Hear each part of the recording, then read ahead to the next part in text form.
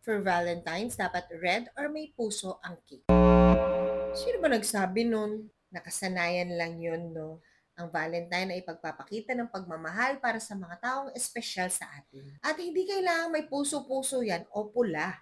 Kahit ano pa yan, basta't bukal sa loob mo na ibinibigay mo sa taong mahal mo, that is a celebration of love and Valentine's Day. Hindi ko naman sinasabi na huwag kang mag-offer ng red cakes or cakes na may hearts for Valentine's Day. Pero this year, why don't you try thinking out of the box? And just staying with your best sellers at lagyan mo lang ng special offer for Valentine. For example, you can have one cake, yung regular cake mo, plus chocolates and flowers, at yun na ang iyong Valentine's package. Hindi ka pa mahihirapan gumawa ng iyong Valentine's catalog at hindi ka pa mahihirapan mag-isip ng mga samot-saring design para sa iyong cake for Valentine's Day. Like this cake, it's a regular cake that I do. Nilagyan ko lang siya ng pangalan, painted it in gold, and in the label, we are just going to say, Happy Valentine's Day. Huwag matakot maging iba. This is your pambansang ante, Chef Aves, saying, don't wait for Valentine's Day to show the people you love how much you care.